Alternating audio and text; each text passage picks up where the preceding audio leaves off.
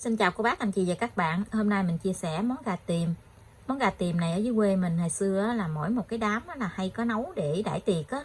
Gà tiềm thì rất là dễ ăn luôn. Mình ăn với mì nè, ăn với cơm, ăn với bún. Cô bác, anh chị và các bạn thấy thích thì cùng làm nha. Ở đây mình có 3 cái miếng măng gì. Ở nhà làm 3 miếng măng gì để mình làm cái bổi thôi. Măng này mình đã ngâm hồi đêm hôm. 20g nấm mèo khô và 100g đậu phộng. Bây giờ thì mình sẽ đem ra mình rửa cho thật là sạch nha. Rửa cho nó sạch rồi mình cắt cái măng này, mình xé ra từ sợi nhỏ nhỏ đó. Mình xé ra nó nhỏ nhỏ như vậy nè. Mình có thêm một củ sắn với một củ cà rốt. Cái này tí xíu nữa thì mình gọt rồi mình cắt ra luôn. Hôm nay thì mình sẽ tìm 2 con gà. Gà này mình mua về mình rửa cho nó thật là sạch với nước muối nè. Sát bên cái da của nó này mình rửa cho nó sạch lại. Gà này một con khoảng 1,6 kg. Măng khô này thì cô bác anh chị mình cho thêm tí xíu muối vô, mình luộc cho nó kỹ tí xíu. Thường khi ở nhà mình ăn thì mình xé ra xong rồi thì mình luộc lại 2-3 nước luôn. Luộc tới khi mà cái măng này nó không có còn cái nước màu vàng vàng của măng gì nè, thì mình đem đi rửa lại, rửa cho nó sạch lại. Ở nhà thích ăn măng lắm, nhưng mà mỗi lần ăn thì hơi cực một tí xíu. Phải rửa, phải luộc nhiều lần lắm thì mới ăn. Ở bên này thì mình cũng sẽ luộc cái phần nấm mèo này lại, giống như mình trụng thôi chứ không có luộc. Nấm mèo này thì chỉ trụng sơ qua thôi. Trụng xong rồi thì mình rửa tất cả nguyên liệu này lại. Tất cả các nguyên liệu thì mình đã sơ chế xong hết rồi. Cà rốt với củ sắn thì mình cũng xắt ra từng miếng vậy. Ở đây mình chuẩn bị là 2 muỗng hắc xì dầu. Nếu như nhà cô bác không có hắc xì dầu thì mình dùng nước tương cũng được nha. Nhưng mà có hắc xì dầu thì cái màu gà mình khi ướp nó sẽ đẹp hơn. Mình dùng tay thì mình ướp qua con gà, ướp qua cái lớp da của con gà. Mình ướp cho nó đều qua cái lớp da của con gà hết luôn. Mình ướp khoảng chừng 10 tới 15 phút để cho cái hắc xì dầu này nó thấm vô trong cái da gà.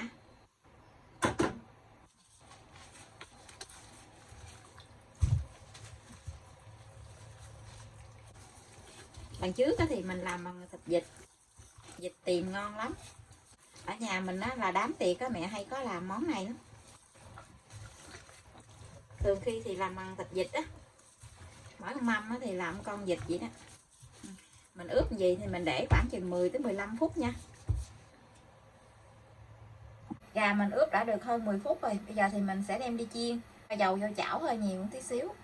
Dầu đã nóng rồi thì mình sẽ cho gà vô. Mình cho cái lớp da nó xuống thì mình chủ yếu là mình chiên cho nó vàng cái lớp da thôi. Áp vàng thôi chứ không cần phải vàng cho nó kỹ đâu.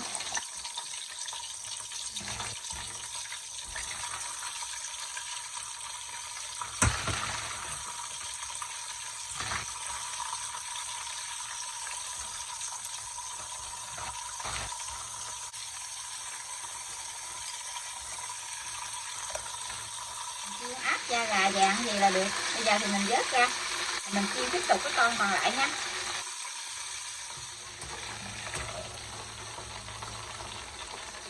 Mình chiên xong rồi mình vớt ra cho ra cái thau ướp hồi nãy luôn. Cái xì dầu này mình để tí nữa mình ướp vô trong gà mình nấu luôn.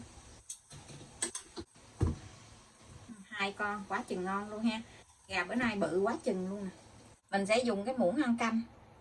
Cái muỗng của mình là cái muỗng này. Nửa muỗng bột ngọt, 1 muỗng hạt nêm. Nếu như cô bác không ăn bột ngọt thì mình nêm hạt nêm không cũng được nha. Nhưng món này mình để thêm bột ngọt vô nữa thì nó sẽ ngon hơn.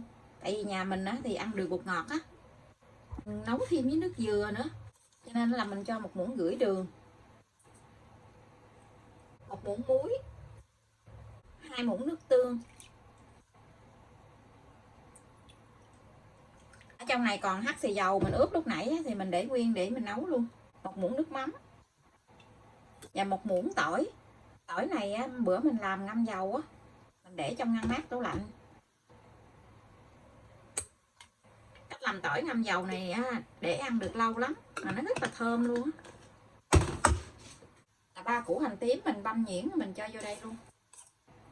Mình chọn cái gia vị này lên cho nó tan. Bây giờ thì mình sẽ ướp vào gà.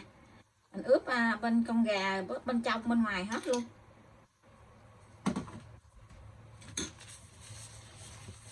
Ướp gà gì khoảng chừng nửa tiếng.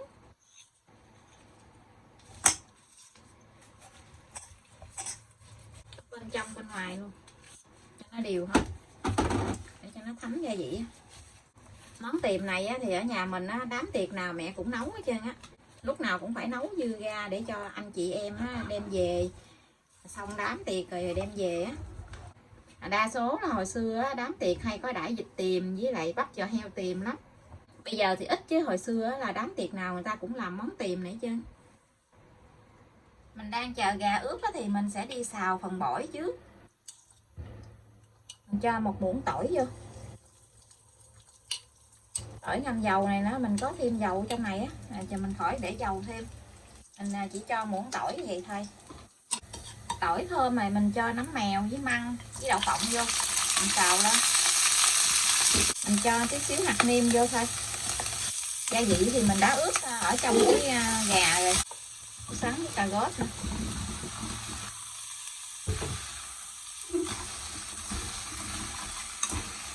Mình xào cho nó săn lên gì thì mình tắt bếp nha. Mình cho măng với nấm mèo vô dưới cái da nồi một ít. Mình cho một ít xuống dưới cái nồi á, rồi mình đã để gà lên. Vậy thì mình sắp gà vô.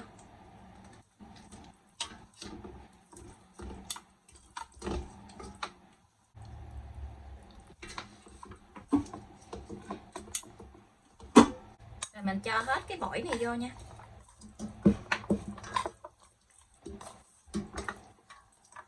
Cái đậu này á, mình cho vô mình nấu một lượt luôn. Đậu này á, mình nấu á, khi gà nó mềm á, cái đậu này nó vừa mềm luôn á. Đậu phộng á, thì nấu mềm chứ nó không có bị nát.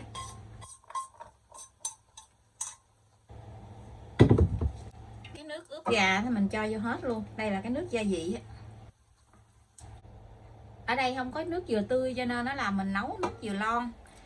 Ở đây mình mua cái loại lon giấy á, là 1 lít. Nước dừa mình cho vào trong cái tô mình ướp thịt nè, mình chén qua. 1 lít nước dừa thì không có đủ nấu cho nên nó làm mình thêm nước lạnh vô. Mình cho nước nó xăm xắp con gà luôn vậy ha. Mình để gì mình nấu cho tới khi con gà nó mềm nha. Sôi lên á thì mình vớt bọt cho nó sạch hết.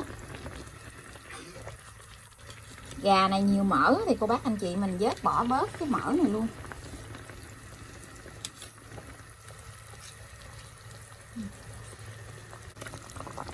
Thơm quá chừng. Mình nấu cho cái gà này nó thiệt là mềm luôn nha. Tại vì cái món này thì nó phải mềm mới ngon. Tí nữa thì mình lật con gà lại cho nó chín đều á.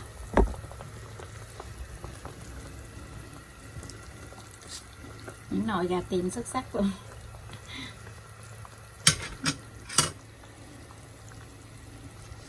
Mình lật lại gì để cho nó chín mềm. Cái nồi gà tiềm của mình bây giờ nó đã mềm rồi nè. Mình lấy chiếc đũa mình xiên qua vậy á, cái gà nó mềm sụm luôn.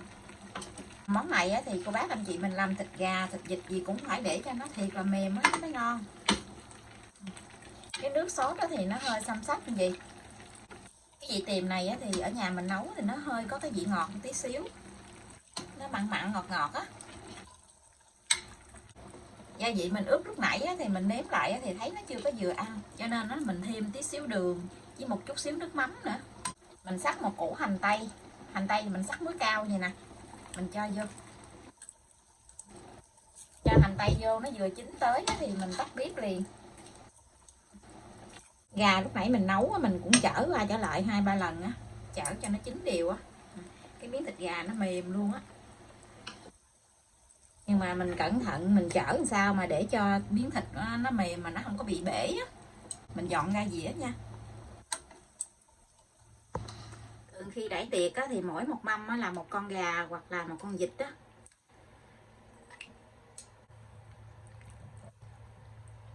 Lần trước á, thì mình tìm thịt vịt á, thì các bạn nói nếu như mà để đậu chung với thịt vịt luôn á, thì nó bị nát á. Nhưng mà nó không nát đâu, đậu nấu nó không có nát, nó mềm thôi. tỏi này cái gì cũng ngon hết trơn. Hay là tại vì mình thích cho nên mình thấy ngon. Mình để thêm một ít ngò rí lên. Cái miếng thịt nó mềm nè, mình lấy chiếc đũa mình xiên qua nó mềm sụm luôn á. Đó. Gì là mới ngon đó.